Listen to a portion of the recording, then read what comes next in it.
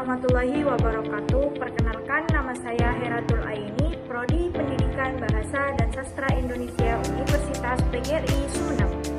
Pada video kali ini saya akan mempresentasikan seminar bahasa dengan judul Apresiasi Bahasa Bugis dalam Tuturan Masyarakat Masalembu di Desa Masalima, Kabupaten Sumeneb. Kajian morfologi. Pembahasan yang pertama, bab 1 pendahuluan. Di pendahuluan terdapat beberapa poin. Yang pertama, latar belakang masalah. Yang kedua, rumusan masalah.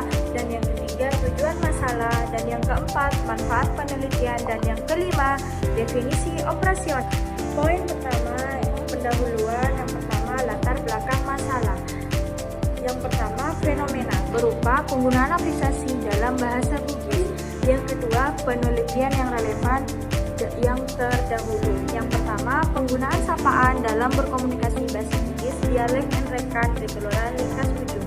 Yang kedua, analisis kesalahan apresiasi pada karangan narasi siswa bilanggol bahasa Prancis tingkat menengah di Sekolah Internasional Prancis Louis Gemes, Jakarta. Yang ketiga, apresiasi dan penghilangan bunyi pada lirik Languasia dalam album Meriah Bintang. Kemudian, pembaruan penelitian terletak sumber data dan fokus analisis. Kemudian, alasan penelitian berkontribusi pada pengembangan teori morfologi. Tujuan penelitian mendeskripsikan apresiasi dalam tuturan masyarakat Masalembu. Poin yang kedua, ada rumusan masalah. Di dalam rumusan masalah terdapat dua rumusan. Yang pertama, rumusan masalah umum dan rumusan masalah khusus. Yang pertama, rumusan masalah umum. Bagaimanakah apresiasi bahasa Bugis dalam tuturan masyarakat Masalembu? Dan yang kedua, ada rumusan masalah khusus. Yang pertama, bagaimana prefix bahasa Bugis dalam tuturan masyarakat Masalembu? Yang kedua, bagaimanakah sufiks bahasa Bugis dalam tuturan masyarakat Masalembu?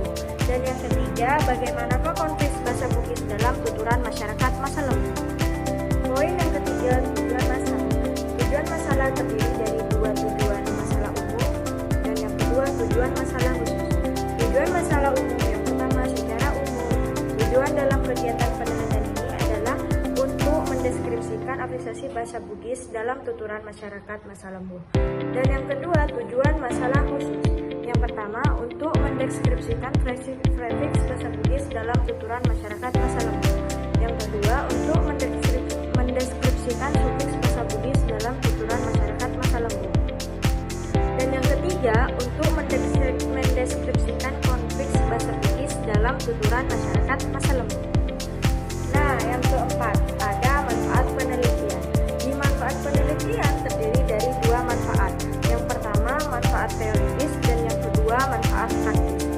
Manfaat teoritis menambah hasanah ilmu linguistik khususnya tentang morfologi bahasa Bugis dalam apresiasi konteks daerah Masalembu. Manfaat praktis untuk guru pendidik. Yang kedua, untuk mahasiswa. Poin yang kelima, dalam pendahuluan terdapat definisi operasional terdiri dari dua. Yang pertama, apresiasi dan yang kedua, bahasa Bugis. Selanjutnya, kajian pustaka.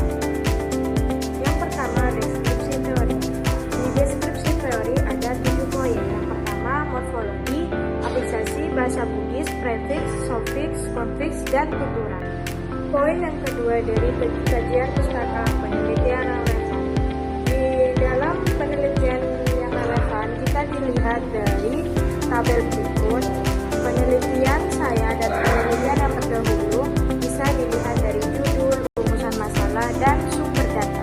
Penelitian yang kedua terdapat perbedaan dari penelitian yang saya dengan penelitian yang terdahulu, yaitu judul, rumusan masalah, dan sumber data. Penelitian yang ketiga terdapat penelitian saya dan penelitian yang terdahulu juga berbeda dari judul, rumusan masalah, dan sumber data. Kemudian kerangka berpikir dari judul saya, apresiasi bahasa Bugis dalam tuturan masyarakat Masalembu di Desa Masalima, Kabupaten Sumeneb. Fokus penelitian ada 3. Yang pertama, prefix, sufiks, dan konfiks. Sumber datanya tuturan langsung dari masyarakat penutur asli Bugis Masalima, Masalembu. Metode penelitian, pendekatan kualitatif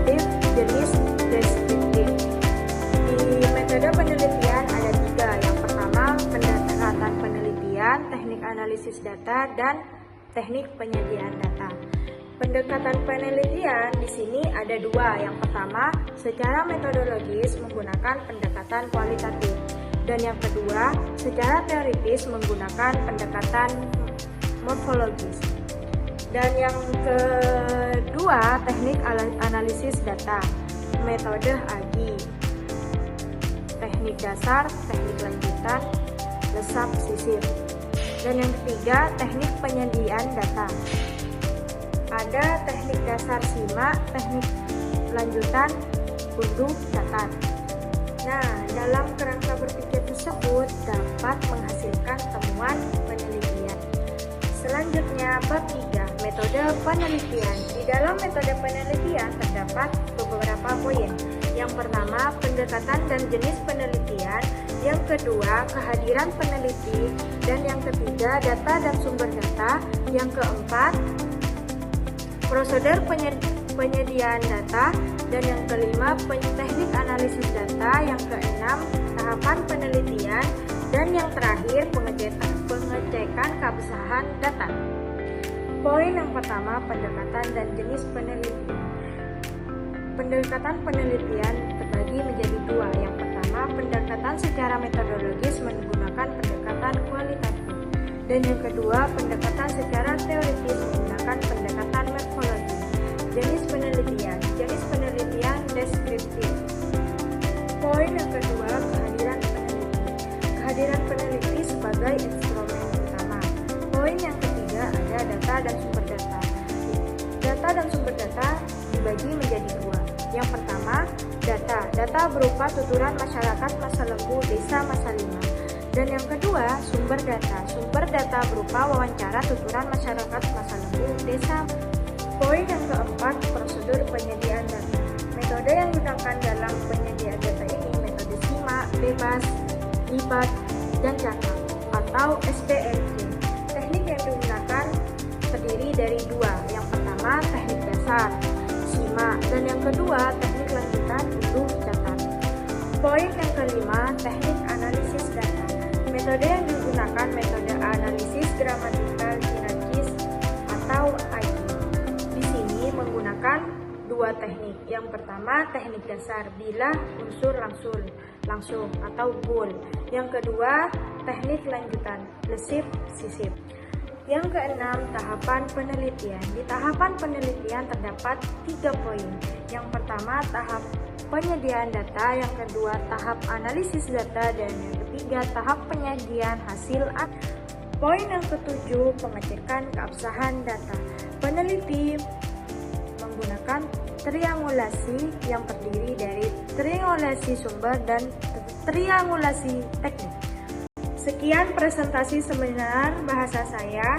Terima kasih. Wassalamualaikum warahmatullahi wabarakatuh.